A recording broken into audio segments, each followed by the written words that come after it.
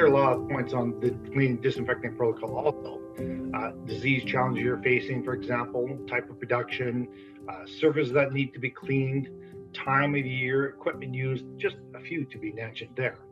There are many good protocols out there on the internet, and can be used, and they can be used to adapt to your own specific needs.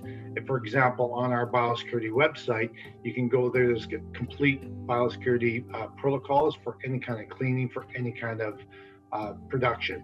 You can easily get to it by just typing in into your browser biosecurity.vedicrinol.ca. To remain current, CFC has published a revised version of the Raised by a Canadian Farmer on-farm food safety program. The last major revision was in 2014, so these changes help to harmonize with current regulations, clarify existing requirements, provide greater flexibility for washing, disinfection, and downtime, and reduce duplication. The new version of the CFC OFSAP provides 3 options for barn cleaning. These 3 options have been developed to provide farmers more flexibility while still breaking the cycle of contamination. Option 1 is similar to the existing option, whereby at least once per year, the barn and equipment are to be pressure washed with water and a detergent and/or disinfectant is applied. Extra flexibility is included with this option, as either a detergent or a disinfectant can be used.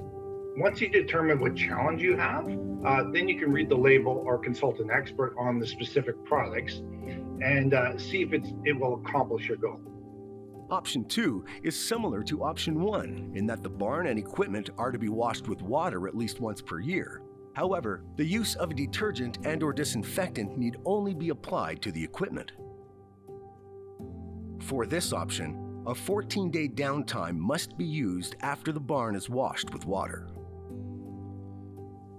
Option 3 involves a dry clean of the barn and a 14-day downtime after every flock. No washing or detergent or disinfection is required with this option, although manure must be removed from the barn within 72 hours of the birds being shipped. A downtime of less than 14 days can occur a maximum of 2 times in the previous 12 months if there are scheduling conflicts. For options 2 and 3, these are only to be used based on the health status of the previous flocks and when the barn is not experiencing a disease or production challenge.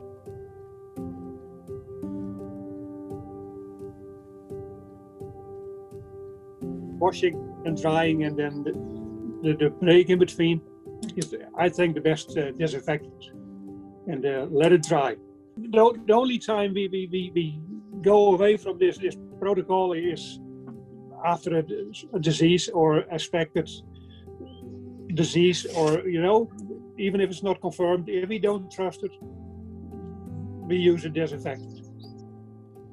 After good cleaning, disinfecting, even though we do a really, really good job and follow the recommendations of the disinfectant depending on the temperature and the challenge that we have, there still is a possibility of some pathogens being there.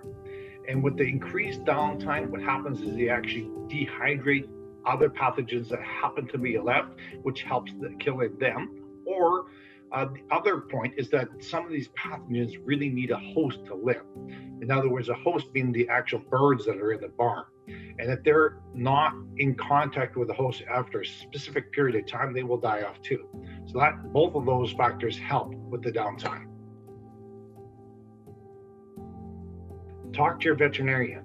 They have many resources at their hands, whether it be blood tests or postmortems or live samples, whatever way they can to figure out what disease or what challenge you're really facing.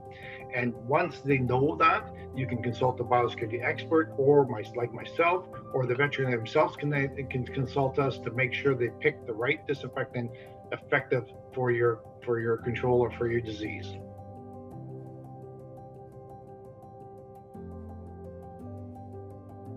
Au départ, le nettoyage va permettre d'enlever le biofilm, dépôt minéral, donc ça va rendre l'eau beaucoup plus disponible parce que souvent dans les coudes, dans les extrémités des lignes d'eau et même au niveau de la tétine, il peut y avoir une obstruction qui empêche l'eau de se rendre jusqu'à l'oiseau. Donc, on va avoir une restriction.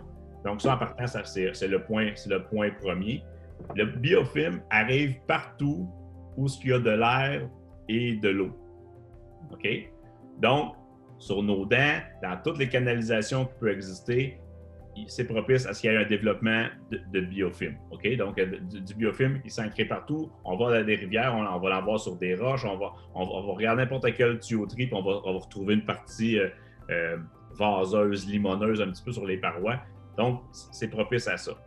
Animals drink normally double what they eat, so it's a really, really important nutrient. And inside those large animals, we can't really see what's there, and they can be filled with lots of different types of pathogens or anything else that happened to come down the line from previous batches. Yeah, to stay on top of it, because we only have a certain amount of days, 38, 39 days, and we can't waste 1 or 2 days.